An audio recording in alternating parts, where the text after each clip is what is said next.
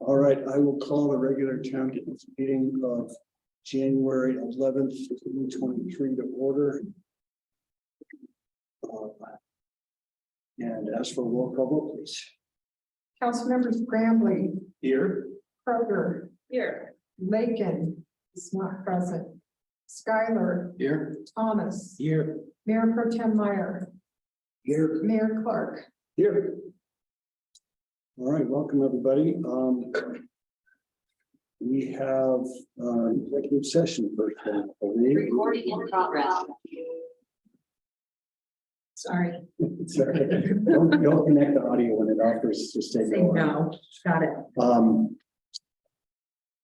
So, Bo, I think we need a citation. Yes. Thank you, Mayor. If we could get an executive session pursuant to 24-6-4024B for the purpose of receiving legal advice on specific legal question regarding the possible purchase and or condemnation of 539 Marion Overlook, Ridgway, Colorado. So moved. Move the motion. Second. And a second. Motion made by Polly, seconded by Russ. All in favor? Aye. Opposed? Passes unanimously. So take it away, Bo. Well, there's some folks on Zoom who both need to leave, who will need to leave post session. Yeah, if you guys that are on Zoom will hop off for just half an hour, we'll go back into session as close to 6 o'clock in the morning. It looks like they left. All right, I assume Joseph there is our attorney. Was The attorney, man of the hour.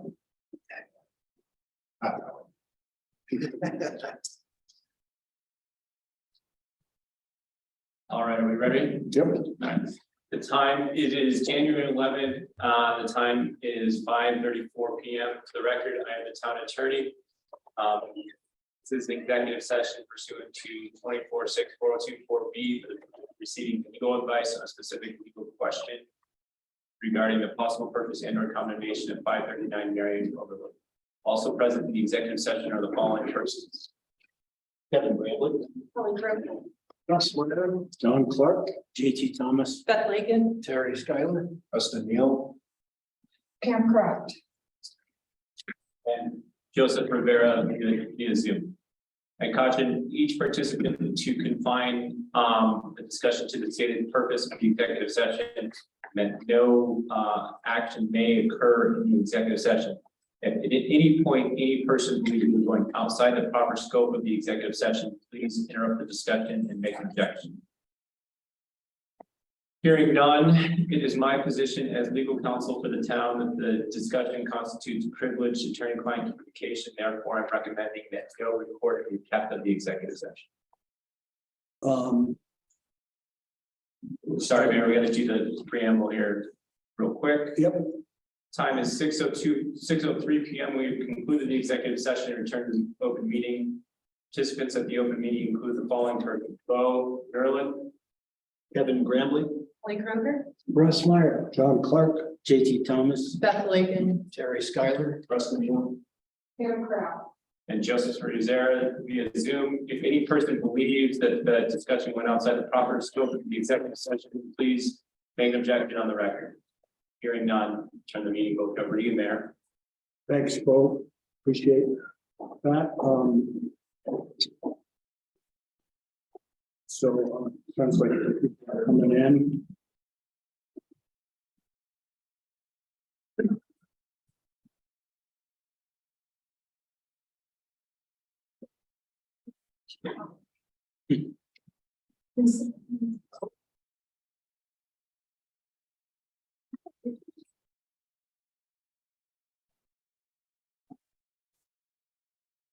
All right, I think we can keep going. We just finished an executive session, so we are continuing with the regular agenda. The next up on the agenda is any additions or deletions to the agenda. Staff have anything?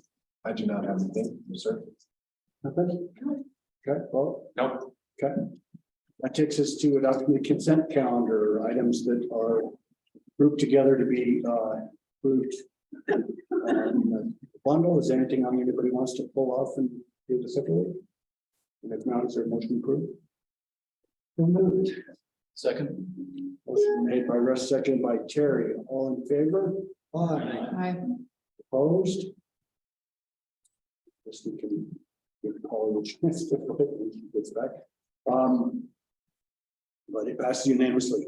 That takes us to public comments. This is established time on the agenda for the public to address the council regarding any item that's not otherwise on the agenda. Comments are limited to 5 minutes per person. Did you? Come on up. Vicky Hawes, 304 South Elizabeth Street. And I have a request for you guys to consider and discuss, and I don't think it's the first time that you've heard it after I did some asking, and it's one of the reasons I signed up for the Sustainability Advisory Board. It was one of my objectives. And it's the speed limit between the stoplight on the 550 north to Vista Terrace entrance. For a couple of reasons, I'm asking you guys to consider working with CDOT, who I know has the final say on trying to reduce that from 60 to 45. And I know it's been pursued individually with CDOT. So I'm asking you guys, I think it has a little more oomph if it comes from town council rather than an individual. And just for precedent, and I might be wrong on this, but I believe it was town council that worked with CDOT in the past to get the speed limit on Sherman reduced from 35 to 25. And I think there was, after a fatality or something really awful happened.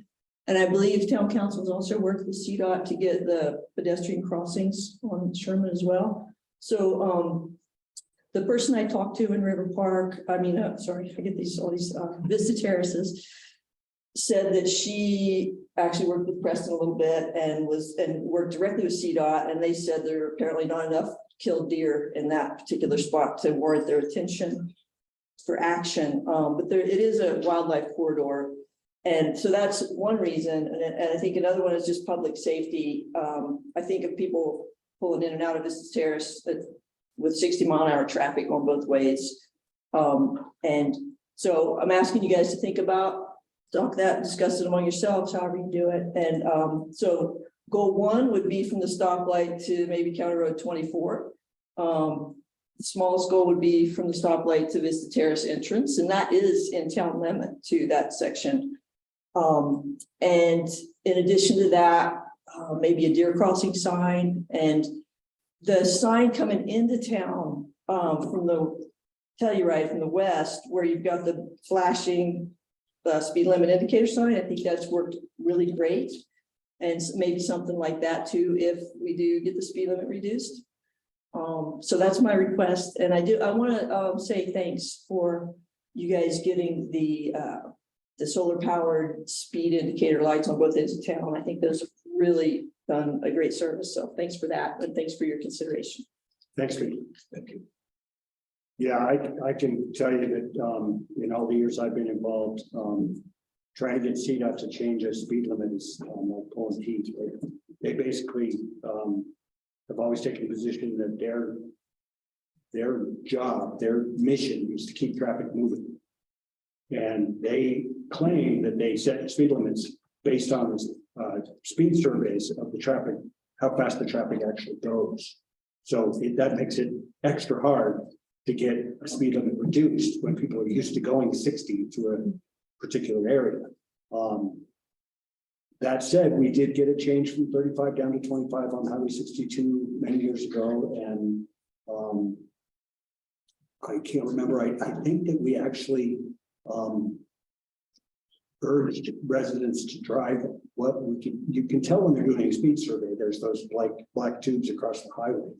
We told people go out and drive slow across those tubes. So maybe we could do something like that. I mean, I think the next step is to direct staff to contact CDOT, ask again if that's something that they would consider. Certainly with the Riverfront Village project going in, that's going to create a need for some reduced speed there, I think. at the, you know, at the very least between Vista Terrace entrance in town. I can imagine that getting it reduced all the way to 24 would be, while it would be wonderful, it's probably kind of a pipe dream, but I would even see maybe say all the way to the River Sage entrance would be a goal. Or even 10. What's that? Or even 10 to Elk Creek. Yeah, I mean, the place to start is to have staff reach out to the right person, see that, start the conversation and see what goes. Yeah, if I can just report coincidentally, TJ and I had a pretty lengthy conversation on this topic today with the development team for a potential development in the Vista Terrace area today. And we've been in close contact with CDOT about that development, not just on that topic about the speed limit, but some other potential improvements related to that development. So we've already been in contact with CDOT on that very topic. We'll continue pressing and seeing what might come or what might develop out of what I was just kind of talking about. So happy to continue pressing that. I agree with Angela, though. That space right there by that turnoff, there's always deer right there. And That's one of the, in fact, I often get headlights Yeah. flashed at me right at that point. county, I think it was a county deputy, would have been a city Ray. Police officer was on his motorcycle, was killed and crashed into a bunch of deer there about 5 or 10 years ago. So there is that. Anyway, it's a very good point. Something that has been discussed. Getting CDOT to make changes like that is like pulling teeth, but we can sure try. All right, anybody else have a public comment? Come on, Liz, you got something. All right, that takes us to policy matters. Item number 5, resolution number 23-01, resolution of the Town Council of Ridgway, Town of Ridgway, Colorado, adopting the Town of Ridgway Master Plan Amendment process. TJ, your name's on that. Yes, good evening, everyone. Welcome. I don't know if I've actually been to a town council meeting in person. so Nice to see you. Nice to see you all. Excuse me. So, yeah, what you have in front of you this evening for your consideration is an amendment process to the master plan. I'll kind of go through a great memo here outlining it. I'll hit on some of the high points and then can have discussion if you'd like. So the impetus for this conversation is the discussion that staff is having with the preserved PUD, and that portion of that is outside of town limits.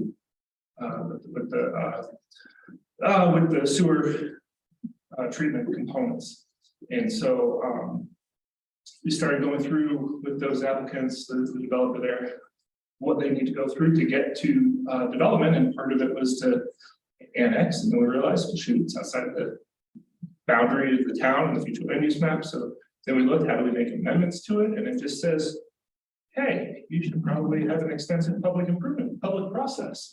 So what you have here is our first stab at laying out a process for people, not just that project, but any that come in and want to make amendments either to the text of the master plan or to the future land use map. And so in essence, what we try to do is meet the spirit of it, of making a pretty extensive public process, really respecting the process that went through to establish the master plan. So first, there's a submittal requirement where there's kind of a staff component to it. Submit the request, staff looks at it, make sure there's no major red flags. And then there's a public meeting that the applicant or the requester sets up with the community to talk about that request. That is outside of the town staff role, but the town staff would be there and present. And I think, yeah, a component of that, as well as the next steps, is that it goes beyond the typical town noticing requirements, and this goes to newspaper notice. And the reason there is that it reaches a broader audience rather than just posting a property and posting here at town hall. So that's just of note to kind of get the word out in a different manner and a little bit broader brush on it. And then following that public meeting, there's another discussion with town staff to debrief from there. What do we do from here? And then we built this in, and I don't know, we're trying to do that in just the general development review process as well. Build in this cycle that says, hey, we're going to keep figuring this out, tweaking it until we get it to the point that it's ready. So we build that kind of feedback loop in there, that if there are major issues that come up, we have the opportunity to flush those out. And then statutorily, and I know you guys are home rule, doesn't necessarily apply to you, but it's kind of a rule of thumb, 21 days is a good notice period. So then we have an open comment period that it's posted on the town website. There's information out there, and gives 21 days for any general public to comment or provide some feedback. At the end of that, again, there's that feedback loop, making sure we're hearing, understanding, mitigating any impacts or issues that come up. And then we move into the public hearing process, and that's a hearing at the planning commission, your typical notification period and process, if you will, for a hearing at the planning commission. And then note budget at the town council, and this is just simply because the master plan is officially a role of the planning commission. It's then a public meeting with you all, not a public hearing. And that does also, it makes it more formal. We certainly can do a hearing. We're just suggesting that it not be a hearing, but a public meeting that you then make a decision. And then from there, once that is approved, then the necessary documents are updated and applicable. So I guess that's it in a nutshell. I think those are the highlights. Anything, Preston, to add? No, kudos to TJ for putting pen to paper in a relatively short amount of time and laying all this out. And I think it's comparable to what other communities have in place for similar processes. I don't think I made that up. I think it's comparable. So thank you, TJ, very much so. So before you use a resolution formally adopting this procedure with or without any modification based on the discussion. Good. Do we have any questions for the staff? Go ahead. I do, yeah. So when I add up all the times, so there's a month before they have to start with posting the newspaper articles. And then there's the 21 days following the public comment, assuming the town's on board with everything. And then you have to go through a planning commission and then a town council. So I guess at the end of the day, what are we looking at? Like 4 months if that started tomorrow? Probably. Okay, and so where does that put the preserves, since they're the ones who are kind of pushing this annexation, because they came to us almost a year ago saying, we're going to extend this one more time. We can't get it done in that amount of time, we're not going to come back. So Right, but there. where is their time? I'd have to pull up our subdivision tracker. I think off the cuff, there's one expire until sometime in 2024, the preliminary plat approval. That's what. Okay, so they went for like 2 years. Yeah, they got a 2-year extension, and they did, as you said, indicate that it'd be their last request, although they're not precluded from requesting another extension. I understand. And you bring up a good point. This is a very robust public engagement process just to amend the master plan. And then you add annexation to the annexation process after that. It's a lengthy process. Yeah, the overall timeline, since it's, being driven by the preserve, I just trying to make sure we're not putting up against a brick wall here, so. Yeah, driven by the preserve, at the same time, as TJ was laying out, the master plan contemplates having this process in place, so it's absolutely a perfect time to get that process in place nonetheless, right? So at least I look at it that way.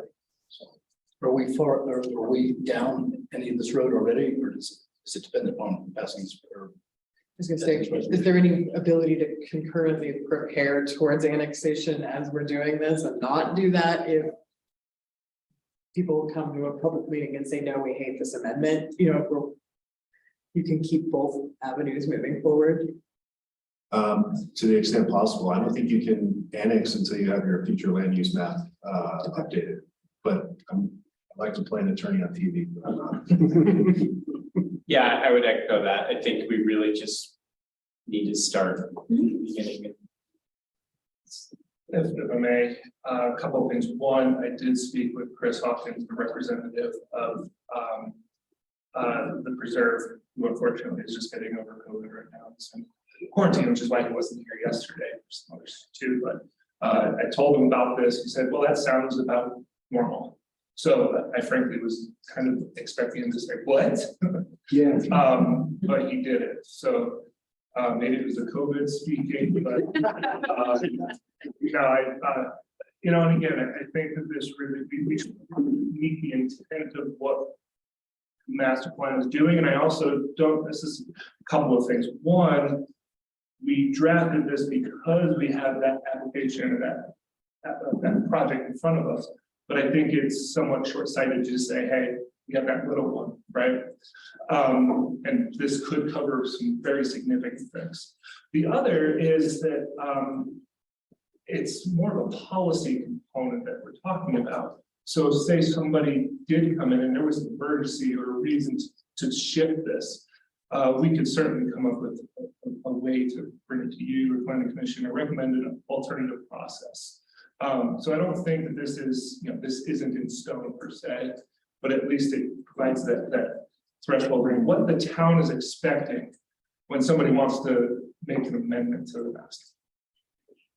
In my opinion, if we're going to change our master plan, which, you know, probably the councils have put so much time, so much effort, and so much, and staff have put so much intention into, I think it should be a fairly rigorous process to change that. And I think this sets a good precedent of you need to have all of your ducks in a row. We're not just going to change it on the whim. And I wasn't trying to say we should rush this. I totally agree with what you're saying there. I was just making sure we weren't putting them in a situation. Absolutely, absolutely. Yeah, the only thing I'd say, I guess, is that there've been so many times that different projects have requested extensions of their preliminary plat approval and have said they wouldn't come back again and have needed to. If these guys need to come back and the reason they need to come back is because of this process, I think we're well within our rights to say we understand why you're in this position. Allow an extension. So I'm not worried about the implications, basically. I think the bottom line is it's really important to have this level of due diligence involved in something serious. Anybody else? Comments, questions? I'll move to adopt resolution number 23-01, a resolution of the town council of the town of Ridgway adopting the town Ridgway master plan amendment process. Second. Motion made by Terry, seconded by JT. No discussion? All in favor? Aye. Opposed? Motion passes unanimously. Thank you. That takes us to. Oh, okay. You were in the restaurant when we voted on the consent calendar. I moved to approve all those things. Sorry, it does. I apologize. It's no worries. All right, this takes us to item number 6, resolution number 23-02, resolution of the town council of the town of Ridgway, Colorado, enacting the Ridgway specific community room fee schedule. And Tara, are you going to lead us through this, or is Preston? I'm gonna have Tara do Okay. it. Please. Side council. Thank you. So this will allow us to begin the process of renting out the space to create community room. And this, the fees that are proposed here are based on both some research that was done on similar community spaces around the county, the library, the 4-H center, the Sherbino Theater for their nonprofit rates, and kind of rounded down probably to make it as affordable as possible in the spirit of the space to create building, and recognizing that this is a public good that we'd like to make available. So we're proposing that the space to create be rented for between 0 to 4 hours at $25 for nonprofits, governmental, special districts, and arts organizations.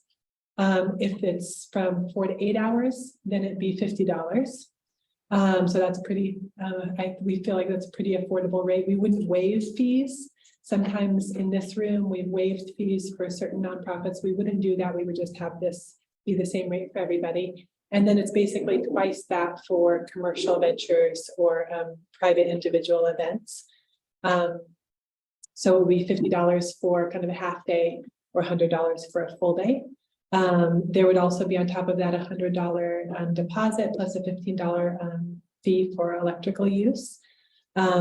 So that if the council chooses to approve this, then the next step for the staff will be to develop the administrative process forms, more detailed management policies, that kind of thing, which we've begun. And we'll try and make that dovetail nicely with the existing processes that we have for renting space. So, Great. yeah. Any questions? Do we have any questions for Tara? Does this cover like a cleaning fee and that kind of stuff? Is It does that not cover a cleaning fee. okay? That would, it would go towards that. We do have a cleaner that cleans this space. Pam is working with to also do regular cleaning there, and we'll figure out what that contract needs to look like. But we wouldn't charge an additional cleaning fee if they, the expectations is that they would leave it in as good a shape as they found it. So if it was in worse shape and we had to do extra cleaning, then we would probably use the security deposit. Otherwise, it's refundable. Otherwise, it's refundable. Have we contemplated charging our private commercial ventures slightly more? I mean, that's a screaming deal for event space. And while I don't think the town needs to be in the position of making money off of this, I looked at those rates and I went, oh my God, that is cheap. For B. Well, I just, it seems like if we consider staff time, and we want it to be available to our nonprofits and community organizations. I would consider a, 100 and 150 or something on that. I don't know what anyone else thinks, but that was I thought it was wonderful that we're charging nonprofits less, but. I mean, I would agree with you. What is the monthly burden in there? Is there a, Well, it's also do just. we make the nut with these rates? I mean, I don't know what kind of burden the town carries in there. No, town has fees that we have to pay, Yeah. rent, utilities, cleaning. So no, we have to cover our costs. Yeah, it's not much. We don't pay much rent, if any. So what is, Okay, that's for what, I'm sorry. Rent. Oh, for, well, We have an annual fee, it's gonna be about $8,000 a year. Yeah. and then we have utilities, no air cleaning.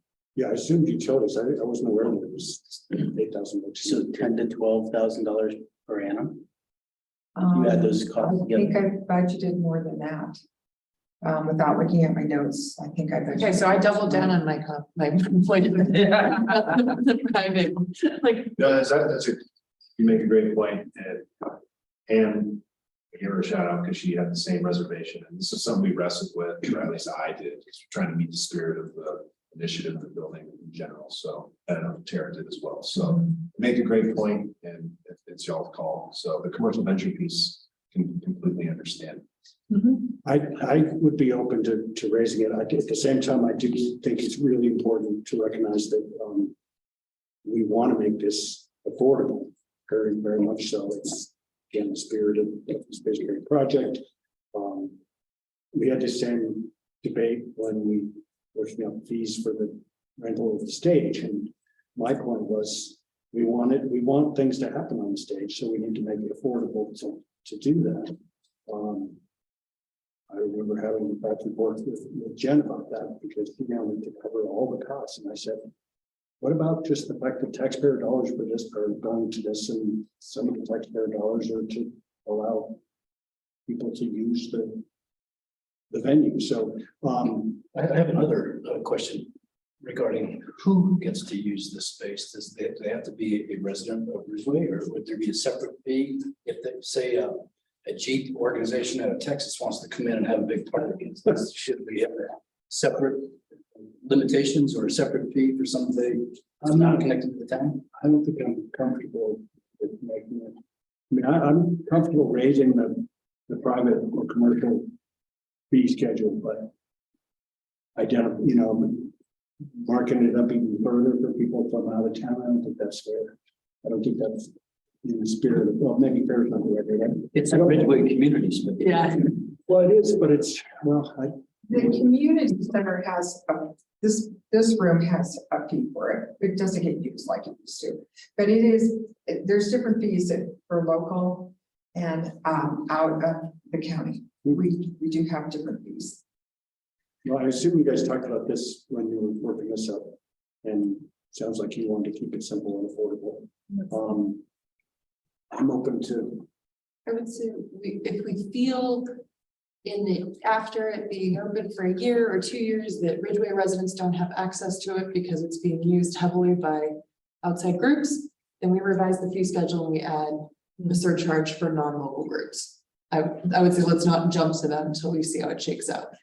But I do think given some of the costs, whether it goes to 75, 120, I really do think those private rates are really inexpensive. how about we double them? Just on the private and commercial ones. Can you remind me, how does the community space function? Does it function as a government entity or as a nonprofit? The government. It's a Government entity. town of Ridgway space.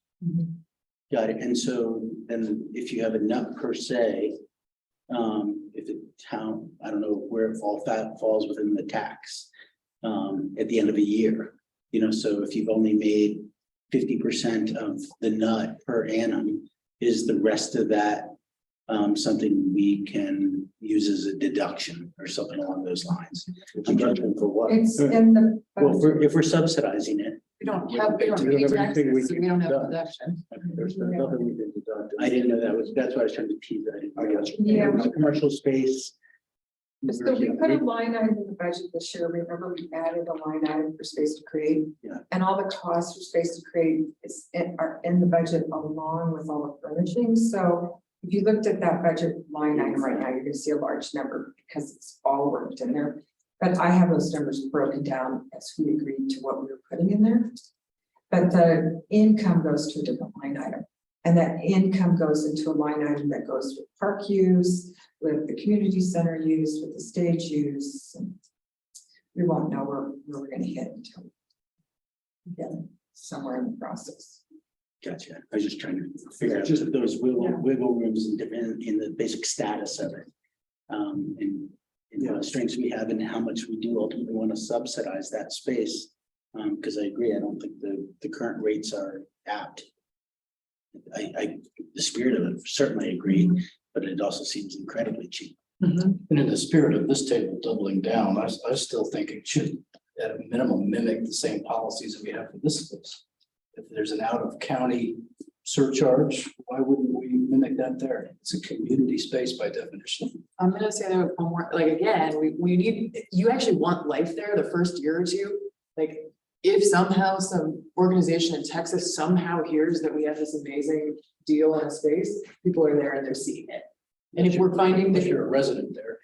well, that's part of the deal of living there, is there's a community space and there are events and you're on the street in the middle of it all. And if we find that it's getting to the point where it's not being used as a community space, then we add a surcharge. But I think initially I want events stacked up in there. I want it, if we're paying electricity and we're paying this rent, I want people in and out of there. I want it to feel live and exciting and like a great place where things are happening and bringing people into Clinton Street. Small surcharge wouldn't prevent. I think it might be difficult to implement, is my only concern, because if somebody is doing an event here, say from Texas, they might have a local contact who's willing to be the point of contact. It might be difficult to just actually be able to discern whether they're local or out of town. It's gonna actually be easier to charge the poor nonprofits the surcharge than the private businesses. Because the nonprofit's going to be registered somewhere and have a headquarters somewhere. Whereas your private business, it's gonna be an individual, they're just gonna run it as an individual.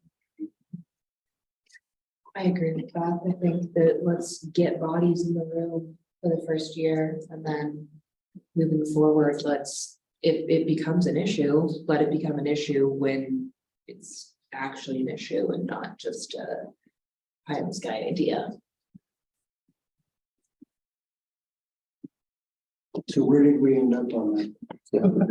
Well, I threw out, like, what did I say? 100 and 150? Since 75. So Double the second one. let's just double, okay. Double second line. I wonder if there's also a mechanism to encourage kind of in the nonprofit spirit where instead of asking for a $10 donation, you just leave it to be a sliding scale or some mechanism where other people, certain people can, if they have the means to donate more and to know where that money's gonna go. We And could it's gonna go to the town? Well, anyone Is that what you're saying? anyone can make a donation to the town at any time. So let's incentivize that. We could certainly add a space on the form to say if you'd like to make an additional donation. What would Something like that. Yeah. And make it clear that that donation is going towards the cost Furnishing. of furnishings and rent and everything, power, internet, all of that. Because in my experience, when a government entity starts asking for donations, the eyebrows go up pretty damn fast. For sure, as people got You know, it's like, what the hell? We're having for donation. But I think we can do it in the right way. But it feeds into the spirit and in order to keep the fees low. It doesn't hurt to put it out there that any additional amounts in the spirit of it will enable the community to be able to keep it at low rates. Are we, another question, are we, what kind of events can they be rented for? Can they serve alcohol? Well, that's addressed in the form. Okay, Yeah, if anyone's gonna serve alcohol in any town facility, they have to come to my office. get it temporary. To talk about getting a special event liquor license, but only a nonprofit organization can get a special event liquor license. That's state law, so. So am I right, though? I'm just curious about how these things work. I know that the SHRP has not struggled, but had to deal with this. If say somebody wants to rent it for a family reunion Oh, and they different, want to serve alcohol, they're not going to charge for it. Right. That's okay, right? Or not, well, it's okay if we say it's okay. I mean, we allow it in the community center, but that, not for sale. Yeah. right, and they don't have to be nonprofit to do that. Right. But in the community center, we charge a larger damage deposit if they're. Well, that, one of my questions before we even got into this was, should the damage deposit be a little more than just $100, especially if they get back? Especially for private. Yeah, I mean, private rental. I can imagine a party in there getting out of hand and $100 not coming anywhere near the cost to clean up. I spoke with Art Space today about other stuff to do with public art and things in the space, and they said, you know, you might really want to consider requiring an insurance writer for the space. They said they're not very much to obtain an insurance writer. I don't think, and correct me if I'm wrong, that we do that now for this space. Sounds like it'd be a huge pain for a nonprofit who wants to have a meeting on Thursday to get an insurance writer to go into the room. Maybe to have a commercial venture for sure. But Akin to like farmers market, don't they all the vendors have to have an insurance? Like they get an event certificate and they name the town as an additional. yeah, the farmers market itself has that and names of additional insured for their event, but I don't know about the individuals in the market and how they treat their participants. But when we have an event in the park or someone's renting the stage, that is the requirement, the insurance. But we're talking here about like renting this room for a meeting. Yeah, is there a way to charge like when there's an event, we have to approve the first two times and then after that, it's just administrative approval? Could there be some sort of, we double the damage deposit to $200, but there'd be some caveat around regular recurring use, something or other, where if we have a nonprofit who has demonstrated that Rob wants to have a meeting in there. They've had 3 meetings and Is that how it everything. works now? Is there's a, No, I'm saying when we do like that's what I'm asking, is that we mostly approve these things administratively, are there, like for this space, it's all administrative, right? Yes, the Right. only time anything goes to council is if it's in the park and it's just, and we consider it a special event, but not a private party or a wedding or. Right, I was just thinking, can we use something like that around the damage deposit? Because it seems silly to be like, Like a sliding scale for the damage deposit, if you're a good cookie. If you've taken care of this place and you cleaned it up 3 times, we could probably assume this local nonprofit cleans the place. We don't have to charge them a $200 damage They deposit. get the money back, but there's. I looked outside the box thinking, but I was. Okay. Okay. I love the idea of upping the damage deposit. I think it needs to be like It's a 300. refundable check. I think It's a refundable, they don't even cash the check. Gary, you mentioned that you had looked into the comps of, like the Sherbino and 4-H, stuff like that. So where do those fall? The Sherbino charges $25 an hour for nonprofits for their space, and they also provide some other services, but those are some of those are additional costs, like the bartending and things like that. And those have to be in line with the Sherbino's mission, the Chautauqua Society, so they're kind of co-promoted, so it's not just sort of midline. I can't remember off the top of my head the library. I know we compiled that. The 4-H center, it depends on the size of the room. That's where we kind of got the idea of just doing either like a 0 to 4 hour or a 8 hour. It just seemed like it simplifies things. So it's somebody might rent it for an hour and it's still $25, or 3 hours, it's $25, just to kind of simplify the accounting for What that. about damage deposits? They do charge a damage deposit. I'm racking my brain. I didn't bring those notes with me to remember exactly what those were, but we can get back to you with that information. Well, I Definitely more than 100. Yeah, I think it should be like 300. Yeah. And that's not too much to ask for them to write a $300 check that we tear up if they clean the place up, right? And I think I've heard that the suggestion for now is to raise the second category to double what it is now, $100 for a half day, $200 for a full day. And not worry about an out of town different fee for non-locals, at least for this first year. Is that what I'm hearing? Now, just that second line is private, individual or group and commercial venture. Or So private, individual or group would be like a wedding party, a reunion, memorials, you want to put all that under there, right? Or just, I just heard commercial venture, so I'm just trying to clarify that.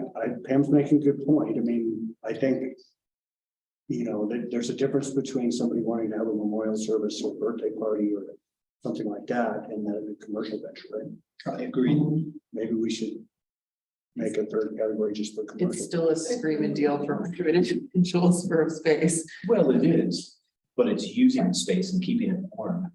And it's birthday party is far different than a pop-up store selling raincoats. This is so inexpensive. I would do my bar mitzvah again. Why have a party at my house? All Like, right, well, I'm just throwing that out. I think that was Pam's intent to just make sure we thought about that. I think I would be more apt to raise for a commercial venture, but a private memorial or a private gathering, I would say, not including a Jeep club So type. I'm hearing at least one vote for making a third line, leaving the second line as it is, but removing the phrase commercial venture. And making the third line is just for commercial ventures and making that 100 and 200. Is anybody else willing to? Bully. What's that? Bully, here. okay. You're okay with that? Second. Was that Third okay? line being, which say the amounts, sorry. Leave the second line as it is now, but just remove the commercial venture and make the commercial venture be a third line that's at 100 and 200. 100, 200. Or more. I think it's just a commercial venture. Maybe we should make it. I think that's fine, especially Is if this it starts here and then we do the damage deposit and we got that to like 300, like you were saying. And Okay. Just to make sure. Okay, so we're We talking, get that money back. we're talking, We should know it's true. remove the term, the phrase commercial venture from the second line. Add a third line that is commercial venture, and it's 100 and 200 for half and full. And then make the damage deposit 300. I would, sorry to keep okay. coming back, but. You know, I know this is like a silly thing, but I do think that if it's gonna be like a wedding or something like that. That should be a bit higher. Just like, I know that. No, I don't wanna be in the wedding business at all with this, but. I did just get married and there were a lot of people that were very happy and they may have or may not have had some protocols at the event. And I don't want anyone to trip into a wall and destroy anything. I think a higher damage deposit or a higher, Sorry, I think we put the $300 damage deposit. okay. And so was there something else you wanted to modify on the cost? Or are you saying this because of alcohol? Because we could have a damage deposit if alcohol is gonna be consumed. I like that. I like that a lot. Or could it make sense to do an insurance rider in a case like that? If the alcohol is going to be consumed, or maybe they're expecting guests over a certain number. Both. Well, if you're having a wedding, getting an insurance rider, I don't know how private people get insurance riders. Yeah. It's not hard. Homeowner. Well, you don't know about that. No, you don't. But I'm done with it. So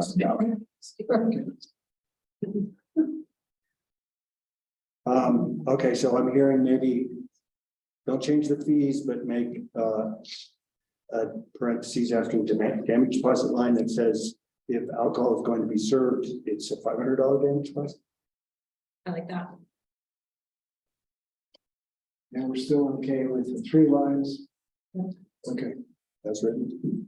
Well, the 3 lines. Yeah. So The 3 as So we're still pulling out commercial venture. Yeah. Okay, Yes. all right.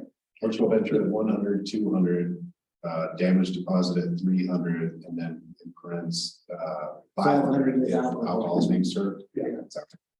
Yeah. The only other semantic thing I would think about is on the electricity use fee. Have it be utility use fee because. It covers So electric. Well, there's Well, no, I know, I mean, Yeah, that's water, Yeah, battery, that's a good. like, you know, a crank fee on a building is the amount of wear and tear. Tequila. But actually, now, I'm sorry, something else just, why don't we just add $15 to all of the rentals fees and strike an electricity use fee? Why are we charging an electricity use fee? That's What's Well, because it's consistent with what we're doing with our other fees. okay, So when people rent the park, we charge that. okay. But that doesn't mean you have to do that here. Yeah, it doesn't. It's one of those annoying things, like Airbnb finally went to like, you just browse and you see all of, no, it's, or if you're like shopping for things and you want to see the price including shipping. It's just, I think a damage deposit being separate makes a lot of sense versus like, here's the cost. And like, we're paying for utilities anyway, and yeah, you're using a little bit more, but like, what are you actually using in 4 to 8 hours? If we want to charge $15 more, For $20. just add $15. Just absorb it in the existing rates. Or if we feel like we need that, but whatever, that's fine. Is there consensus to just remove that fee altogether, the utility fee? Not necessarily if it's something that we do on all our fees. Well, we do it mean it's part of the state. Park and state. We don't do it for the community center. Oh, okay. What's the feeling? It simplifies it. If you can bundle it and we're happy with the end So- number. But are you saying add $15 to every fee or just? Well, if that's what we're doing, it seems silly to just have another fee that then Pam has to explain to someone that there's an electricity use fee. Like, you just charge the fee. So that- Yeah. Then, Well, but that's what you're charging the nonprofit $40. It doesn't say that, but that's what you're doing. Yeah. so we, just to be clear, are we making it then 40 and 80 or are we making 40 and 60? If that's what we're doing, I would rather make it all be in one line where that's the cost. But so what? So yes, it would be, Not it would be, directly changing these, we just had. yeah, we're striking the electricity use fee and adding the $15 back into all So of those it's rates. 40 and 65. And then 55 and 115 and then 115 and 215. Yeah, we can have 15. Love it. Not to further muddy this, but if put the solar system on there, there won't be any electricity. There's some water, there's still. So we are challenged with the cost of running. Okay, that line goes away. Have we, as long as I'm on the list, Demi is going to be applying for a grant through the Colorado Microgrid Resiliency Program. I'm gonna be writing, which will pay up to everything up other than 33% of the cost of the whole system.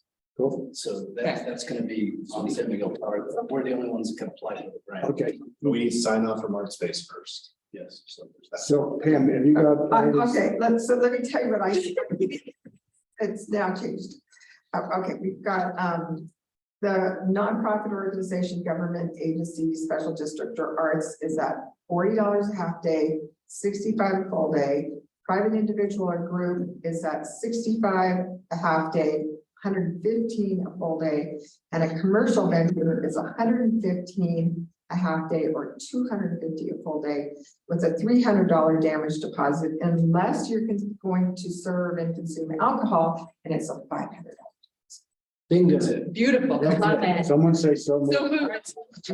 Second. Numbers. Beth got it in first, and I the second over here from Paul.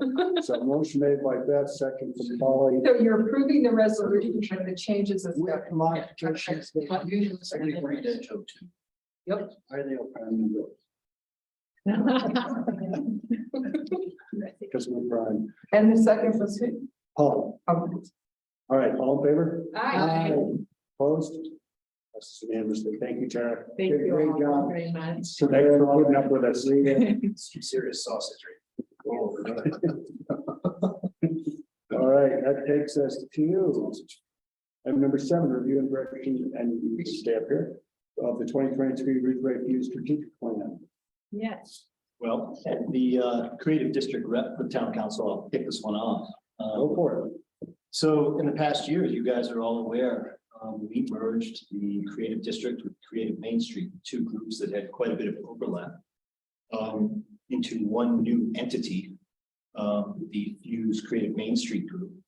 And this past year, what we've been championing and continuing a lot of the kind of social element and creative elements like Birch Party walks and just community outreach type things in the background. In the background, we've been putting together a strategic plan to actually cement this new group.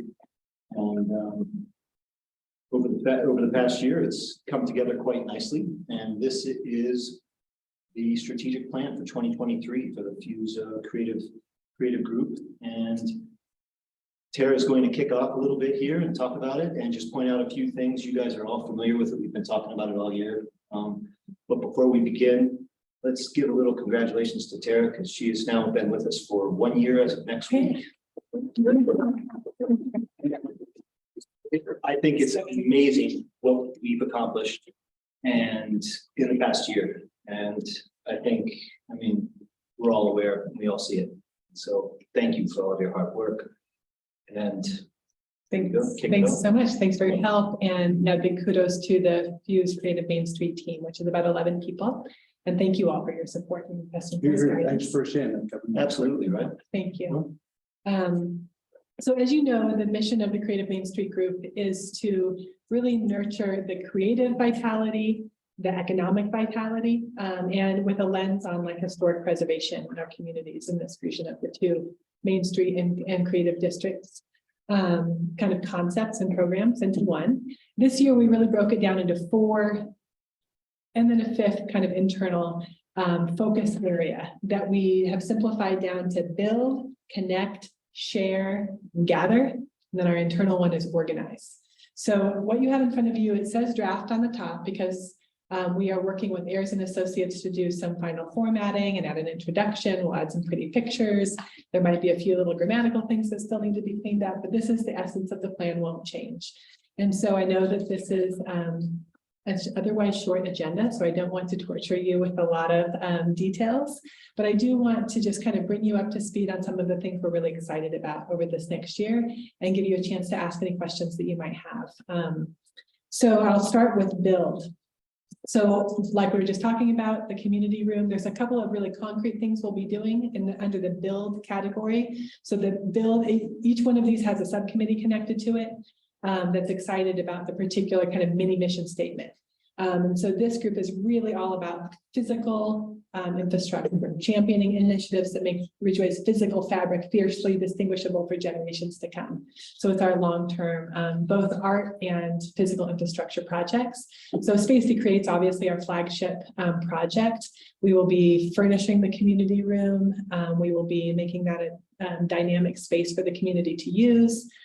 So that's obviously a big part of that. And then we'll also be partnering with Art Space to make a plan for public art for the building. So they got a small grant from the Telluride Foundation and are willing to make that an open process. So we'll be working with them to get community input on murals and other types of public art for the space. I think we have an opportunity to really use that process to help the building integrate in with the community in ways that I think are going to be really important. And I think there's a lot of enthusiasm building in the community for that part. So I'm excited. Heritage Park is obviously another like hard physical asset that we're working on. So we'll be taking incremental steps towards along our strategic plan on that. Developing construction plans is really on the docket for this year. We'll be working with COMS on that, Colorado Main Street Program, our state partner, as well as building a split rail fence. So those will be two very achievable goals for this year under Heritage Park. And what I'll do is I'll pause after each one of these to give you a chance to ask questions because there's just a lot. And then there's a number of things under build that we're really going to be more in the exploring phase with.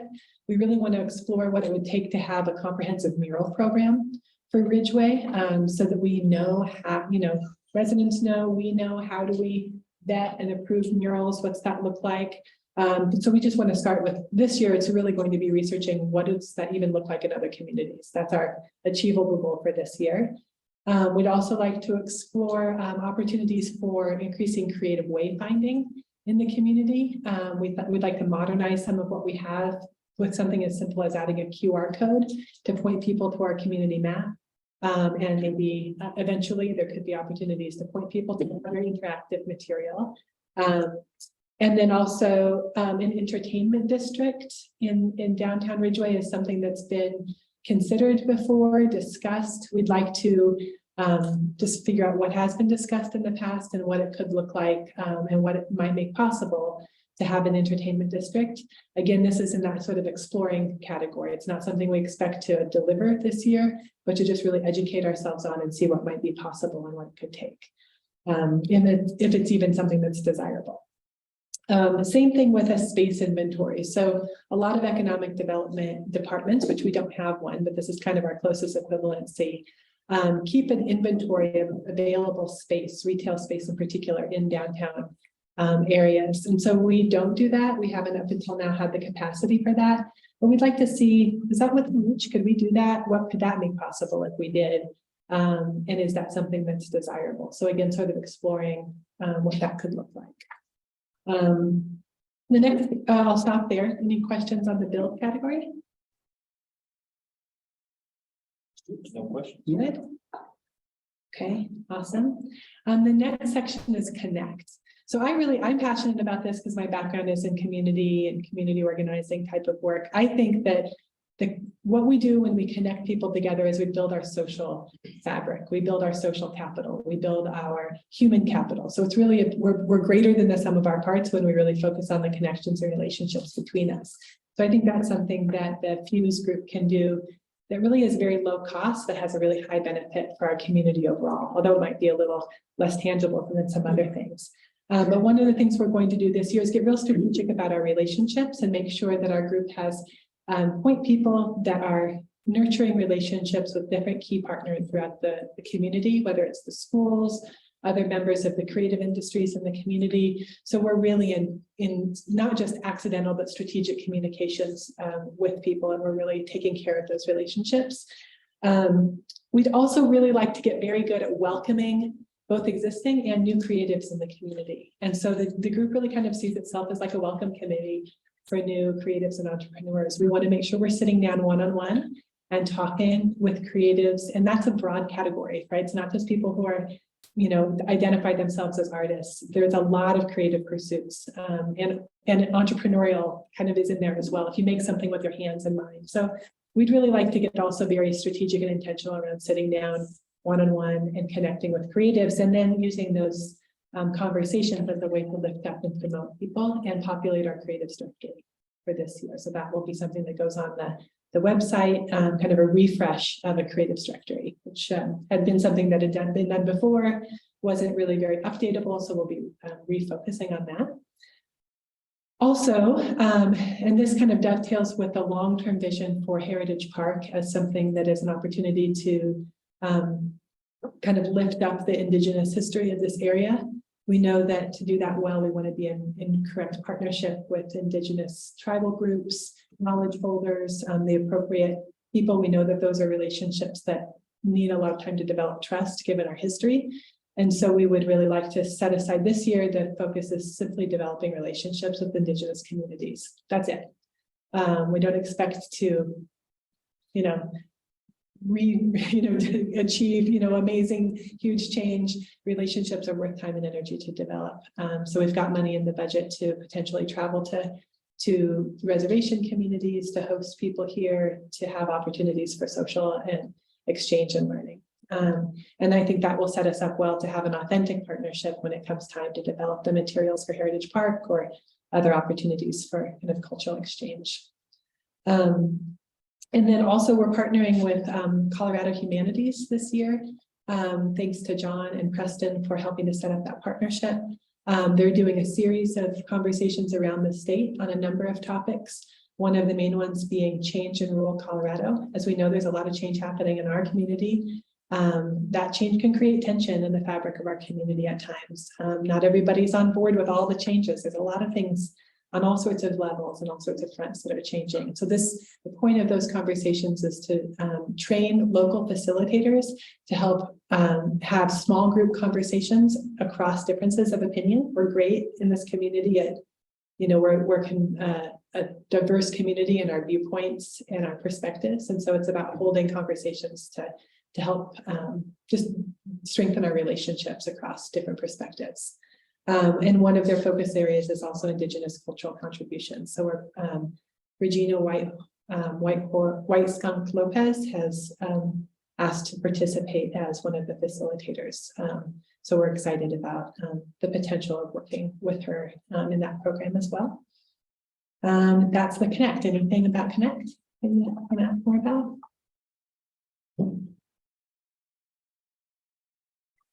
Cool. Good. All right. So the other piece that's kind of connected to that is gathering. Our team we know that gathering together is important for building our social fabric. We also, and opportunities for collaboration and creative collaboration. We also recognize there's a ton of gathering that happens in our community that we don't need to reinvent. We didn't feel like it made sense for us to really be an event organizer. Because there's a lot of great event organizing happening, but to really help to lift up and promote existing events, we would like to we've been doing First Friday. The sense from the group was that it was just not really hitting it out of the park the way we wanted it to. And so we would really like to kind of refresh some sort of supporting the creative community, the arts community, to have an event that really sparkles and really feels exciting and fun. And so we think that's going to require some kind of refresh. It might be kind of going back to some of the moonwalk type of stuff that's happened before. Maybe a new moonwalk has come up with a dark sky focus. So we're going to figure out what that looks like. The Film Fest is going to be in its 9th year this year. There's been a question of, does it make sense for us to kind of help that launch into its own thing? Should we keep that in-house? Is there some sort of other different kind of collaboration that would best set up the Film Fest for success? So we'd like to have that conversation this year. The town's willing to keep it if that's the best service, or if it makes sense for it to have more autonomy, we'd like to talk with the leaders of that group and figure out what makes most sense. Creating a sponsorship, a more of a formal sponsorship process. We have about $5,000 in our budget for event sponsorships. It's not a huge amount of money, but we want to make sure the community knows how to access that. And it's a transparent process. And then one of our best events this year has been our creatives, entrepreneurs, and rabble rousers, I like to add, happy hour to get people together to just exchange ideas and spark collaboration and update them on what we're doing. And so we want to move that from 2 events to 3 events this year. And that will really be the main event that we actually organize and put on. Questions about gathering? So this happy hour thing's been happening, but only a couple times a year. Happy hour happened twice this year, and it felt great, and it was a really wonderful How opportunity. did you publicize that? Just amongst the creative district? Yeah, great question. So we like the Creative District email blast, which is 600 to 700 people, and it gets like 75% open rate. So that's kind of cool. It's a great way to communicate to people. Facebook, social media, posts. But we'd like to kind of up that, brand it, kind of give it an identity so people know, expect to look for it and look forward to it. No questions about gathering? Yes, have questions? Cool. And then the other piece is really kind of, we call this share. So it's really about sharing, broadcasting what's going on in the community. This is anything to do with promotion is going to be a close collaboration with the chamber. Since that's really what we contract with them around is promotion. So we're working on really strengthening and tightening up that relationship. We have this wonderful website that I think has a lot of potential to be used more. So the creatives directory goes under here, making a social media strategy to really celebrate our creatives. This is our 10th year as a creative district, which is really exciting. And so we thought we'd use that opportunity to sort of, share about the impacts of the creative district over the last 10 years. And one possibility might be to do some oral histories. There's some folks that have been really key in helping to make this happen. So I'd really love to see us do some oral histories with some folks that we could actually then link audio files or video files on our Facebook page to capture some of the story of what we've done. Maximizing our downtown map and directory. We're in we've built great collaboration with the chamber around that map. They're doing a walking map in collaboration with us. So it's linking to the Fuse map. So it's not just chamber businesses, but all of our downtown businesses that they're piloting at the Skajoring event. And we'll also have on their website. And so they're also looking at possibly changing their membership structure, I think, so that it's more inclusive of the businesses broadly across the community. So that partnership is key in terms of our share category, how we do that, as well as Alpenglow Arts Alliance and the community calendar that they've created. So really looking at how we can take all of those up a notch and making sure that we're collaborating really effectively across those different groups. We'd love to work with the park group to map the different public art installations and sculptures we have across the community. That's all really easy. We want to work with the Ranch History Museum to use some of the data they've already collected to document the history of our different buildings in town. That feature also exists on the map we have. So there's pretty actually low-hanging fruit that we think we can use our existing infrastructure to do. Can I interrupt? Yeah, please. Is the Alley Art and the Alley Paul program in that? We haven't talked to them yet. I've heard rumors that that there's been reluctance to map those just so that they can be a fun little There is surprise. Okay, so yeah, that's totally the kind of thing we would love to. Greg Tucker is the guy who's managing that. Okay, we can follow up about that if they want to have. I think that comes in, and whether or not it's a formal map, but he did create a map.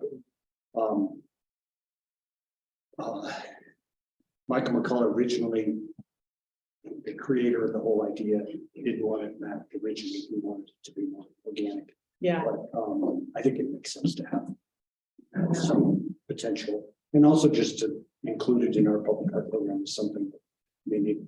It's at the point now where Greg is actually informally offering property owners to have a piece of poetry put on the property somewhere. Awesome. So yeah, it's a cool program that I don't think gets enough recognition. Yeah. And any networks that you want to like introductions, any of you want to make at any point, we're all about connecting and collaborating and making this a resource that really lifts up our creative community broadly. And then I guess another piece just around sharing is we'd really like to use this 10-year anniversary as an opportunity to document the economic impacts of the creative industries in our area. This is an economic development initiative, economic vitality initiative. And so we have opportunities to work with Colorado Creative Industries. They have resources to be able to demonstrate that impact. And so we'd like to be able to share that with the community. This is a big public investment. And we want to be able to share back with the community what they're getting for that investment, both with this little program as well as just broadly with our creative industries. So, and then the sharing goes both ways. So we not only want to share what the creative and entrepreneur community is doing in our area, but we'd also like to make sure we're sharing resources that we have access to as a state program back with creatives and entrepreneurs, so that they're, whether it's grant opportunities or other opportunities to be able to access resources, technical assistance, that kind of thing. I feel like that's a lot, and It'll be a busy year. it's going to be a lot. I'm like, as I'm saying it, I'm feeling a little bit overwhelmed. Add to your list of things to be overwhelmed about. Back in August, I had the privilege of being a guest DJ on Kodo Radio. And the reason was to celebrate the expansion of their signal to Ridgway. They're putting up a repeater station, and they're going to come up with a new call letters and a new frequency, 90.3. It's going to be called KOOK, Kook. Oh my gosh, that's Ridgway. hilarious. And they actually asked if I want to be a guest DJ, which I haven't, that's the reason for bringing that up. But I would propose that we could have, the town could have a regular segment on that radio station to discuss the actions and views and, current events and many of the things that you're wanting to broadcast. This would be an interesting forum. That radio station will be here in the next 2 years, I think. They're just now, part of the reason I was DJing was it was a fundraiser to raise money to put up the computer tower. So they're in the process of actually going through this. They've already applied to the FCC for the call letters and the numbers. So we'll have Kodo Radio, Kook Radio here within the next 2 years. And there's a That's exciting. press release about it on their website. I'll send it to you. Wow. That's huge. That's huge. I will say that I think someone needs to tell Kodo that it's not the Sherbino. Oh, Yeah. They're not local. We'll correct that on our segment. That's really cool. That's really cool. One other thing that's I don't know where exactly it fits, but I just want to say that it's something that sort of bubbled up. And so since it's bubbled up, I just wanted to put it on the plan because I know it's part of our conversation. And that is a recognition that kind of paralleling our affordable housing issues, where folks are struggling to afford places to live, stay in their homes, that those issues are also affecting some of our like storefront retail businesses as businesses, buildings are being sold. There's an anxiety I'm hearing from a lot of the business owners across the community. Some folks on Trail Town recently lost their business spaces. And so the question sort of bubbled up of like, what do communities do about that? Is there anything we can do? Maybe there's nothing we can do, but at least wanting to understand the issue more deeply and understand if there are any ways that businesses could be supported, even if it's just, I've had one business say, could you help us connect with legal advice so we know how to negotiate with our new landlords? I don't know yet if we can do that, but just, so it's kind of one of those exploring things. We'd like to explore that topic more and understand. And I don't know if That's a really good- resources will bring. Really good point. Yeah. It's going to happen more and more. Yeah, and we are so lucky to have so many small business owners, and I know that the town has made that a really intentional decision over the years to have our business landscape look the way it does. It's not full of a bunch of chains, and so how do we support those small business owners to be able to stay and do business? So I don't know yet, but we're open to resources and to just having a conversation. So. Lastly, we are in conversation with local financial institutions, namely Citizen State Bank, around a local gift card as a possibility. It's something that's been happening in Montrose for a decade at least now, and a lot of communities do like a local, kind of a local card, like a Visa card or MasterCard that works just in local businesses as an alternative to getting your, Amazon gift card. You can say, hey, get all the employees local gift cards that can be used in any local place. So a lot of those gift cards don't get used, and so the money kind of goes back to big banks to issue them. And so we're talking about what would it look like for a local institution to be able to issue those. So if they don't get used, the money stays in our community too. So we'll see if we can make that happen. Not to add more to your plate, but I know that, I'm not sure if this is within the realm of your scope, but, I know when I lived in both Vale and Breckenridge, to kind of promote in off seasons, locals shopping at their local businesses to have a business in the off season. There's kind of a passport program. This may be actually more Chamber of Commerce stuff now that I'm thinking about think it. so, yeah. But, Yeah. you know, discounts to locals with the passport, you buy the passport, money goes back to town. Yeah, The business. That's sort of similar to how they do it in Montrose. There's sort of like if you buy $100 of Montrose, like it costs, maybe if you spend $100, you get like $120 of Montrose bucks. It's something like that ratio. And I think it's sort of underwritten by local philanthropic efforts. And it's a way of kind of stretching dollars. And they have probably over 100 businesses now that receive that accept Montrose bucks there. So there's a lot of great models. So that would definitely be a close partnership with the Chamber as well. Any questions on share? Comments? Guidance? It's great to look at, isn't it? Pretty amazing. There's a lot to do. It is ambitious, and I will say that the intention was really for this to guide the program for the next probably like 2 to 3 years. We see this as more than a 1-year plan, with the opportunity for annual updates and refinements as we go. So, Well, as somebody who's been involved since the get-go with the creative district, it's really great to see it flourishing and evolving under your leadership and the committee that's helping you lead the way. It's really impressive. Great job. it feels great to know that we've got such solid support from town council. We go to the creative district convenings and we're envied across the state for the level of support we have from our town. So I really appreciate that. And I know that the whole district really appreciates that. So thank you for your leadership. Yep, thank you for all of your hard work. Yes. I'm having a great time. Great. Cool. Okay, thank you. Okay. Thanks so much. Appreciate you.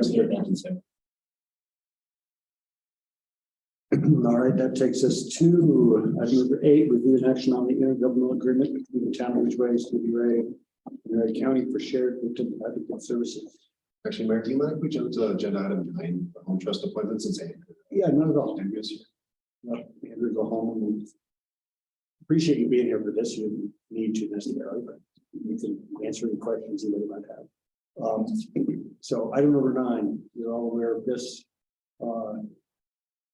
The need for us to come up with a first-time appointment to the home trust board. President and I attended that wasn't the first board meeting, was it? Yeah, please. Yeah, if you want to. Make yourself at home. Last. I messed up. I like came early this time, so I was like, they're gonna pass me up before I get there. And then I was like, oh. By the way, can I just say, like, anytime I come to the town council meetings, you guys are so nice to each other. I love being here. Like, I'm happy to sit around for like an hour. You guys work so well together. It's awesome. And congratulations on getting married. Thank you. Thanks, Abby. That's nice to hear. Yeah. I like to think that's true, and it's nice to hear it. It is, because I've been to all of the ones and you guys are.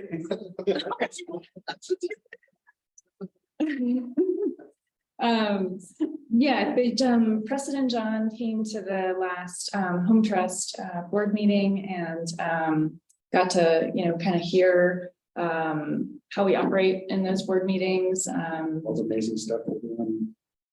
Yeah. On your plate. Yeah, definitely. But we're really excited to be hiring someone for sure this probably in the next couple of months. And then hopefully even we're also looking into a part-time grant writer. We're using one right now, kind of sussing her out. But definitely gonna have those 2 positions for this year. And potentially looking at like an admin assistant part-time. So if we figure out that we need that, really need that, or if we can come up with some funding for that, I think we'll add that to our group. So It's a great board. You've got a really nice diverse set of people. yeah, Involved, from all over the county, young and old, yeah. knowledgeable. I was impressed. Oh, thanks. I was Thanks. definitely impressed. And I mean, the truth of it is, I would love to serve on this board. I just think too much already. Yeah. My capacity is at its limit already. So I'm hoping one of the rest of you would find a way to step up. And if not, I should let you know, I wrote you with planning commission last night. I said if we still can't find anybody on council who's willing to step up, with one of you can go in, and there was basically sort of tacit head nods. Nobody jumped. I'd say I'd love to do it, but there are some people on the planning commission I think would be good if everybody that there feels like they're still too thin. But just open it up. What do you guys think? I'm with you. I'm highly interested, but bandwidth constrained, especially with, actually talked to Preston about it, with my participation on JT's committee. That's another evening, actually may conflict. I think this is an overlap on the same date, so I think I have to hold off. Hopefully that leaves 1, 2, 3, 4. Somebody else has step up. But otherwise, I am interested.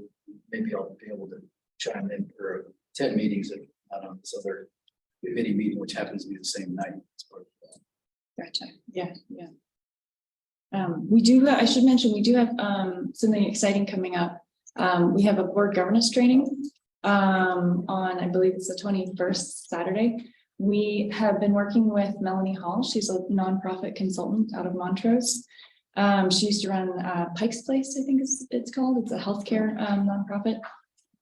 She is amazing.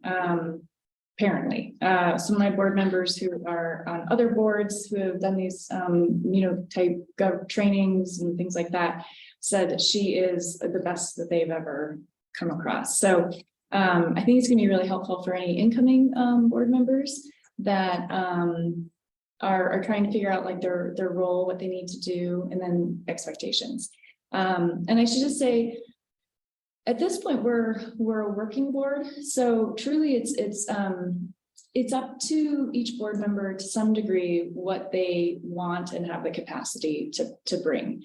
I would say that there's a range of hours put into the board, depending on the person. So we've got some board members, and I'll just say it, Dee Williams, who is amazing. And that woman, I don't know how much time she spends on the home trust, but it's a lot.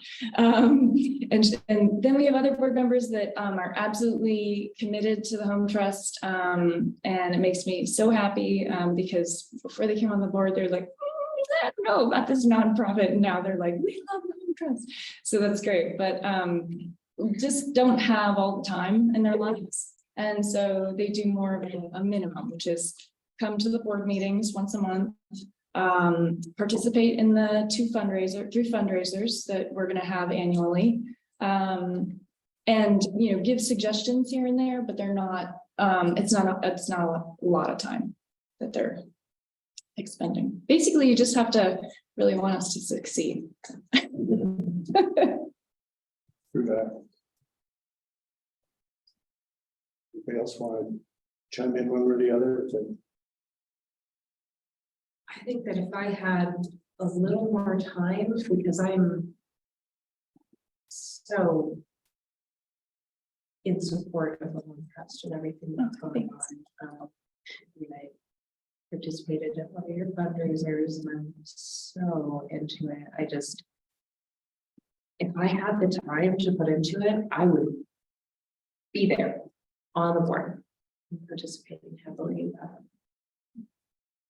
I don't want to give this less time than it deserves. Fair enough.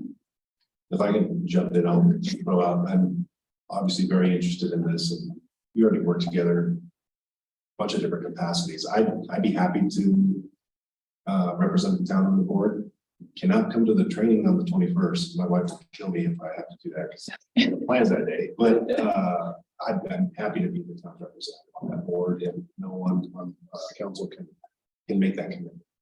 Do you have the same strength that I do with the meeting overlapping the SAB meeting? SAB, well, that's a good question, and that might be something I need to talk to Deb Overton about.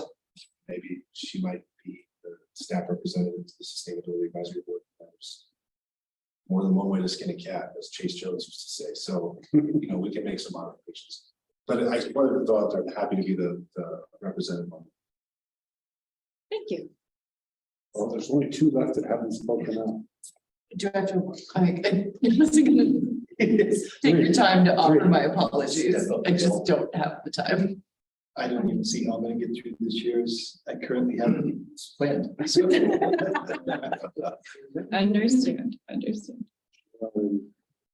So I've got a few things on me. I would consider being an alternate or something like that. I think any one of us would consider being alternate if that's necessary, and you definitely should know that there's no lack of support for the home trust. We are 1,000% committed to goals and have monetarily put that forward. So Yes. we want it to succeed in spades. So it's just a matter of trying to find the best combination of coverage, I guess.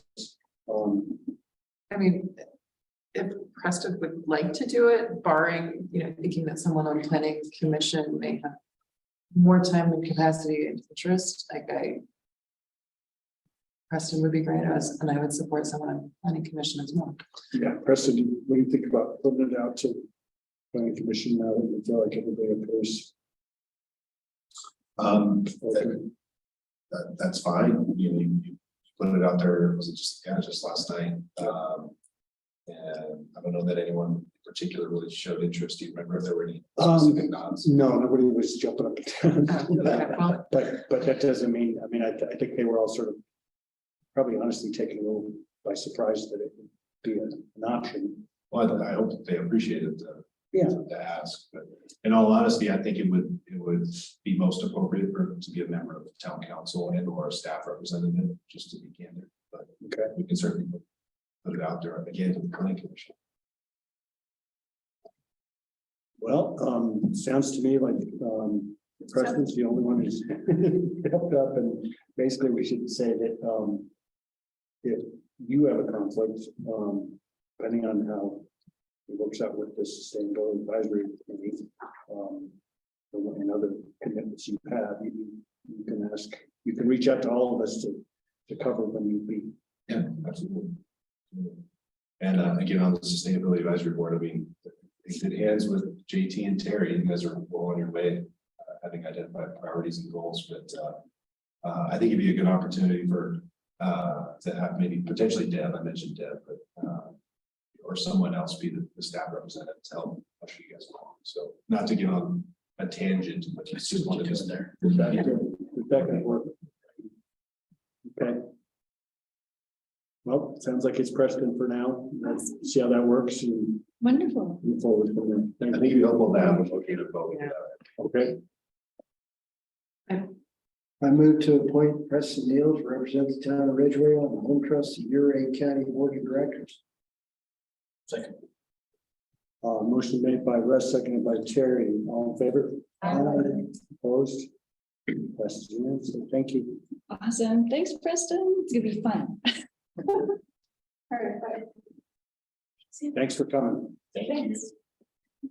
All right, going back to item number 8. The UN action on redevelopment agreement to the town of Ridgway, Uray, and the county for shared diplomatic services. We all know about this one. It's been discussed numerous times in the last couple of months, and staff's just going to give us an update on where we're at. I'll let Preston take it away. Yes, sir. Normally I'd say it's the same as it ever was, but as you said, there's been some hefty discussions and some transitions over the last few months, which you guys are aware of. But the big change was the program recently transitioned from town's umbrella to umbrella. So Uray County is now administering both the VOCA and Vail grants, or will soon. We were just talking about that today.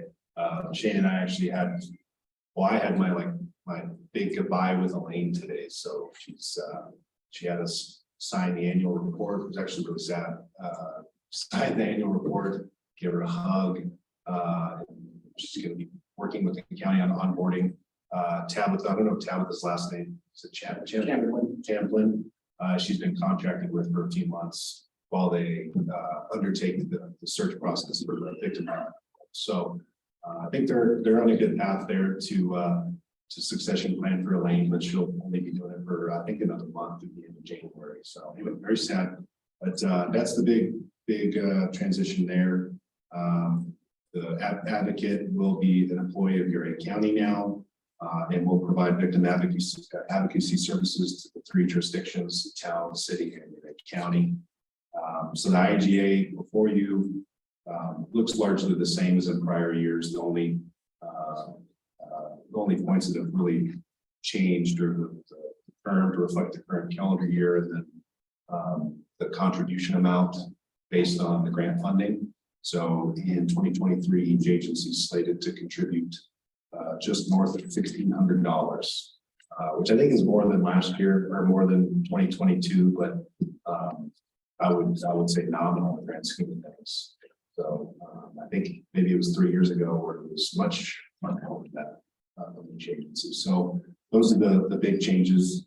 And I already mentioned the county's contract with Tabitha for the time being until they find that permanent, until they fill the permanent role.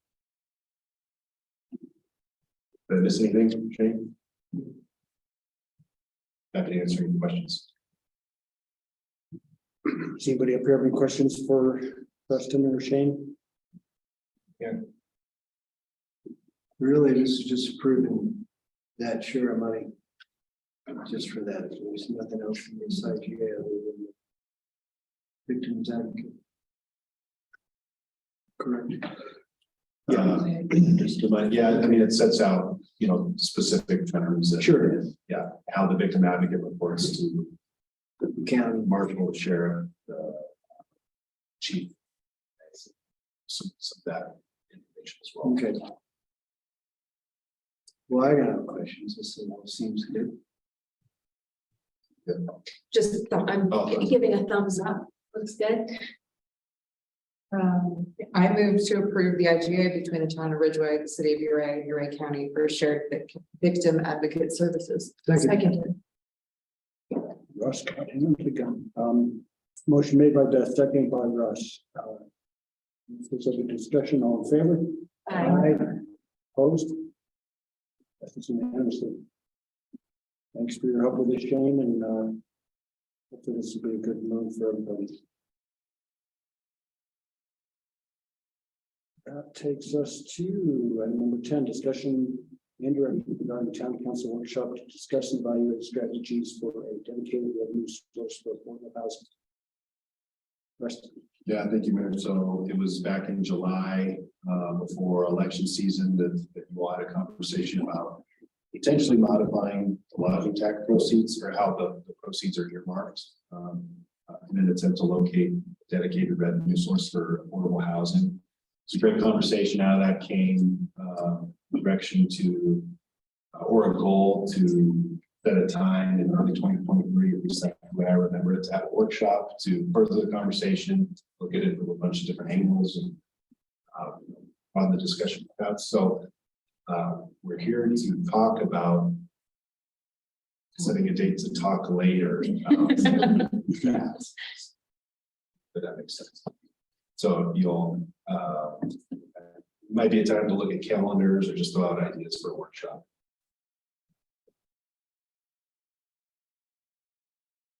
And I don't have. We have a ideas, general time frame. Like, I wouldn't recommend like next week or anything, but it would be, I think it'd be helpful to maybe put it out several weeks, maybe even into early February. I'm thinking out loud to give staff some time to frame a staff report, do some additional research, Certainly want to get in the room and have you all just start without having any data or research to go off of. So It'd be a fun discussion. I'll say that I'm gonna be out of town starting this Saturday till at least mid-February. yeah, But at the same time, I've been doing a little bit of homework on some of those other mechanisms and definitely want to be part of it. So I'll do what I can to make sure I can zoom in. Well, I was gonna say, like, this first couple of days of February, are pretty busy for me. That following week is town council. So looking at February, for me, as I on my calendar, it's kind of that week of the 13th, 20th, or 27th. I would rather not do Monday the 20th because I don't have school that day, but other than that, that's a pretty open window for me right now. I would say the week of the 13th would be great for me. That works for me as well. Works for me. when do you get back, JT? Right now, I'm scheduled to be back on February 14th, but I may be gone until March 1 now. But I can, if I have to zoom in, I'll make it so. And that week is like wide open if we take. About the 15th. In case you're back on the 15th. Oh, gosh. Like, Yeah, I If could. you have nothing better to do the next day. Yeah, eyes wide open there. So Wednesday the 15th at like 5:30 or 6. 15th at 5:30 or 6. Works for me. Cool. That works. Is the preference with school be like 6 o'clock start? It actually doesn't matter because it's just not okay to get anything done between anyway. What about probably prefer 6? 6 is better for me. I like 6 a.m. 6 Yeah, 6 You're funny. 6 I'm a.m. serious. He's serious because he just got home. He'll be like, raring to go. No, I get my best work done at 5 a.m. Oh, trust me, the fact that we delayed the start of school for teenage circadian rhythms is like the bane of my existence. 6 p.m. on Wednesday, February 15th. Workshop. Should be a lot of leftover chocolate from the day before, right? Yeah. That's right. Okay, I think we have. That work? Thank you. And this is revenue fundraising for housing. Affordable housing. Affordable housing. Yeah, that gives a little time to Research. look around, research. That's good. No, I think it's good that you guys are starting the process though, because you're gonna have a ballot question after. November will come soon enough. Yeah.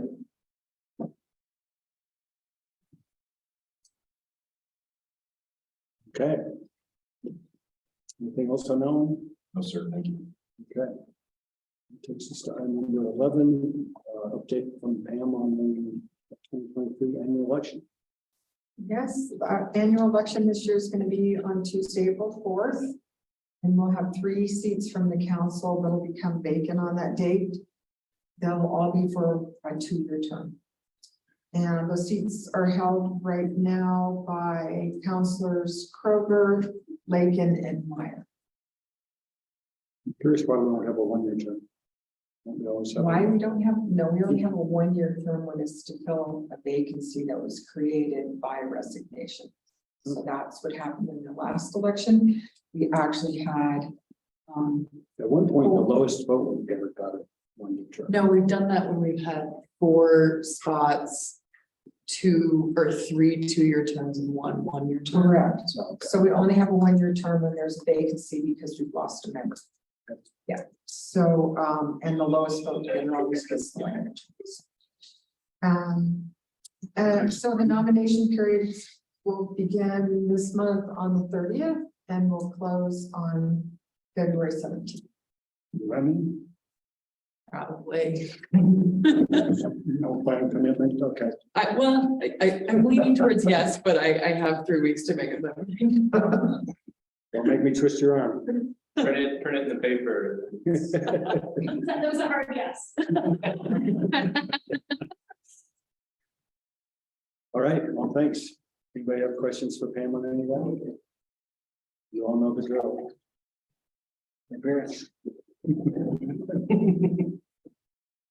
Science. All right, that takes us to written and verbal reports. We just got the first one out, the second one is the town manager report, which we just got this afternoon. I'm not sure everybody's had a chance to read that, but I it once over. Yeah, sorry for being, So it happens. It's, I'm just gonna get out ahead of this. I'm like super proud of this joke. I, Right off the bat. It's great. Have a conversation. I don't laugh that often when I read a joke. I laugh. I figured that came from Bo. I thought it was horrible. That's what I mean, there's a lot. There's a much better attorney jokes that are out there. I mean, that's- Okay, you better step up then, Bo. I do like this we jump straight to the joke. Oh, good. What's that? I like that we jump straight to the joke. Had to get out of it. I'll just highlight a couple things. Planning commission meeting last night, was fantastic all the way around, but, TJ and Katie presented, several, development scenarios, explained the processes that an applicant would follow if, proposing that type of development within the town. So, I thought it was super helpful, not just for planning commission members to better understand the updates, but like for me, the development community and members of the public were invited. We put out a communication last week, highlighting that this was going to happen, and the room wasn't filled by any means, but there were some interested, of course, members of the public, but developers, and then on Zoom as well. So it was, I think it was well received, and it was helpful again, not just for planning commission, but for myself. So if you have, and Terry, you were on that. Yeah, I think it's the first planning commission I've attended, and I thought it was very informative.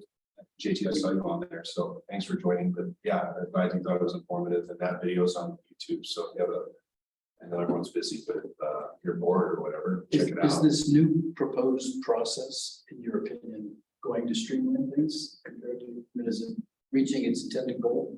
It's reaching its intended goal. I don't know if streamline would be the word I use, but it's clarifying, absolutely. Yeah. So, Should make the process more clear for everybody as to what the steps are. yeah, I hope you guys. And hopefully some things will be more streamlined, some particular processes. Hopefully. They're trying to accomplish, but, Well, the main goal is for clarity. These scenarios seem to create various buckets that you can then reference as precedent for similar. That's what I kind of took away from it, is that when you get an application or you get a proposed, whether it's a development of a vacant industrial site or a residential property, you've got some of these roadmaps already canned, so you can start to follow. And every site and every development is different, they have their constraints and things they have to deal with, so it's never apples to apples, maybe sometimes, but that was a takeaway from last night. So it was, those scenarios were helpful that we use, so existing developments and some hypotheticals. Fading West started construction on the Wetterhorn Homes this week. Remember, it's no longer Yellow Brick Lane, it's the Wetterhorn Homes project. So that's huge news that they're going to start building those homes in their factory. And Paul Major, David Bruce shared a really cool video that one of the firms that's donated a bunch of time to creating some of the renderings put together. So it's a neat little video. So if you have a chance to check it out, I think you said was it you? Yeah, I saw it. It was pretty cool. The engineering RFP, in response to that, we received 3 proposals. And so in the thick of, we've already reviewed those proposals and moving forward with interviews later this month, but really excited that there was interest in filling that engineering services role specific to development review and infrastructure inspection. So but happy to report there's interest, and we're moving forward to interviews later this month.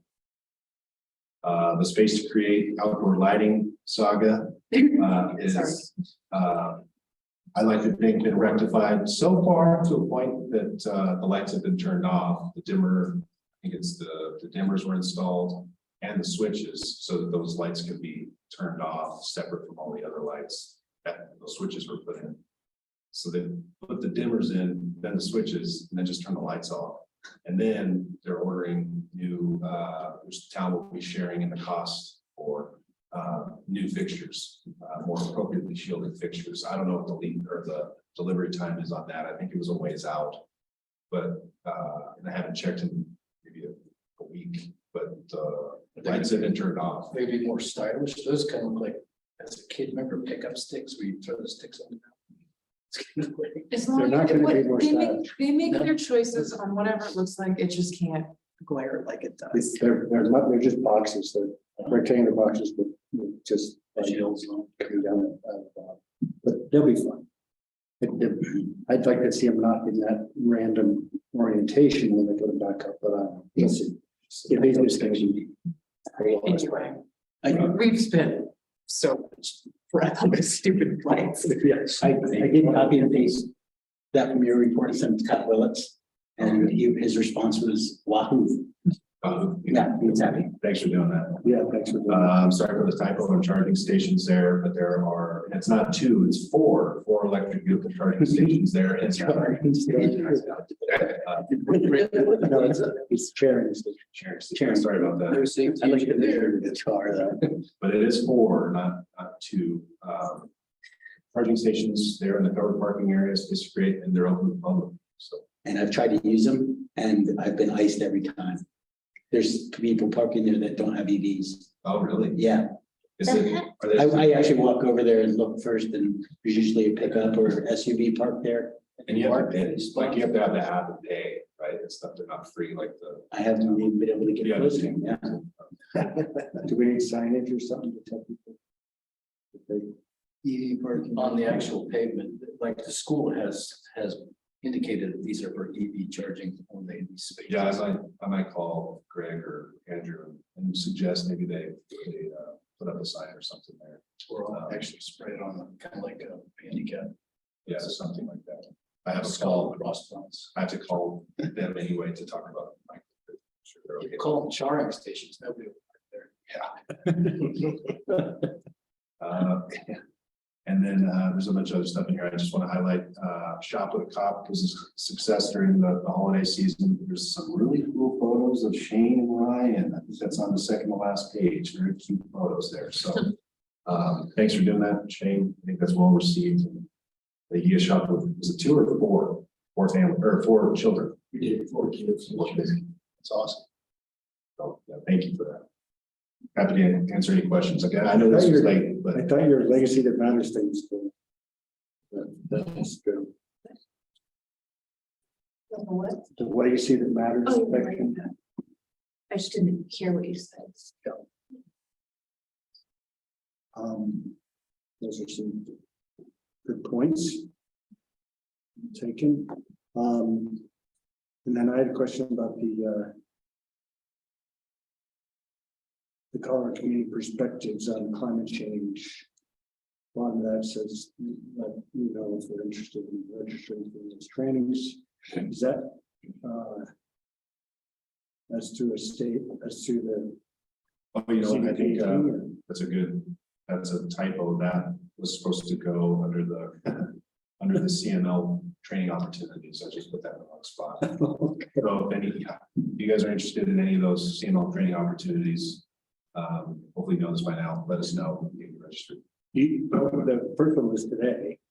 And do you guys all get the CML training emails? Yes. Good, okay. They're worthwhile.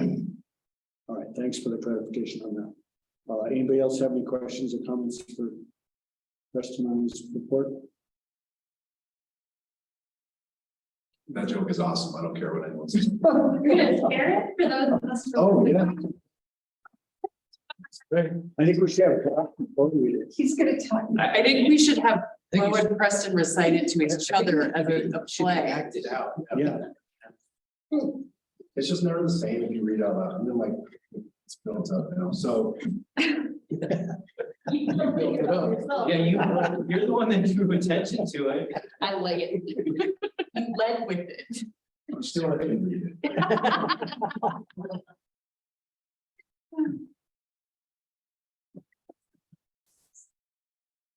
It's pretty good. I think it was 3 seconds your emotion. I think Shane and I should do it. And Preston, by the way, if Will was high, he would have laughed. Will laugh. My nephew is Preston's best friend. He just like walked to Preston's house and like made friends with his family. Cool. Awesome. Community wise, I did get an email from Colorado Communities for Climate Action. They are starting the process of looking at the policy statement for the year. I can, or Preston, or I can send out the current statement if anyone has thoughts on things that should be considered. It's a pretty comprehensive policy statement, so most things are there.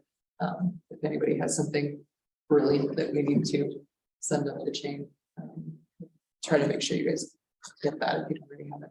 I'll make a note to send that out.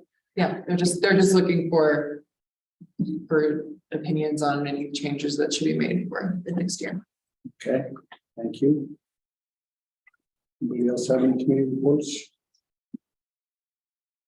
I can give a quick one on the Sustainability Advisory Board. We were scheduled to have our January meeting here early on the 4th, but it's not until the 17th just because of some time conflicts. The last meeting back in December was actually a work session, and it was very much focused on everything that's coming down the pike in the state level. Kim Wheels from Eco Action, she serves on that board. It's the Colorado Energy Code Board. And, I've nerded out and watched their past videos and followed the process. And as I said to Preston today in an email, they're mandated to come up with a decision with some new codes by the end of March, based upon my experience with the meetings thus far, which is a really interesting group of people. I'm going to be amazed if they are able to put together some really actionable code changes at the mandatory deadline. But as per our last work session for the Sustainability Advisory Board, definitely looking at the process of understanding the difference between becoming electric ready versus mandatory electric, and how to calibrate that with what's going to happen at the state level. Dave Jones is invaluable. This guy Terry over here knows a couple things about volts and watts and microgrids. So I think we're starting to get our feet on that committee, which is good. And also understanding that the amount of information that's occurring around the decarbonization process in general in Colorado, which is a very active state in terms of this process, is really going to dictate the process of what we present to the council in terms of where we might go with some recommendations regarding development code and building code. And our next meeting, as you see on the manager's report, is coming up on the 17th next week. And I'll be gone for that one, but I'll be in the meeting. I saw that illness agreed for your. Yeah, she said she'll present, we'll have her first. She's going to do an update. One other quick thing is today I did a webinar with the Center for the New Energy Economy and the Mountain Towns 2030. It was not as valuable as I thought it was going to be, because if you go to the Center for the New Energy Economy at Colorado State University, which is an incredibly awesome resource right now, if you want to learn anything about legislation and their tracker program to follow energy code changes in the state, it's invaluable. I thought it was going to be more of a robust conversation on today's webinar, but it was more just the woman who oversees it, basically walking us through the website. But it's deemed to be a really good resource, and it's something that's, I think, going to become integral to everything that we try to glean in the Sustainability Advisory Board. And then one last thing, same organization, Mountain Town 2030, putting together, they've put together a year-long program, almost a year-long program to help communities participate and collaborate and have cohorts in terms of navigating all of the things that are coming down in the state. And it's not just on the energy side, it's climate issues in general, recycling programs, and they are requesting it's on a sliding scale basis, a $2,500 participation fee. And I think we're gonna have a discussion about that sustainability advisory board and figure out whether partaking in that would be beneficial to us or not. So, Sounds good. Thanks. and then I'm gonna go burn some fossil fuels, and I'll see you guys in 6 weeks. Okay, okay. Travel safe. Anybody else have anything you want to add? Okay, guess we're done before 8 for a change. That's nice. Once I hear objection, I will say we are adjourned. Should you like some?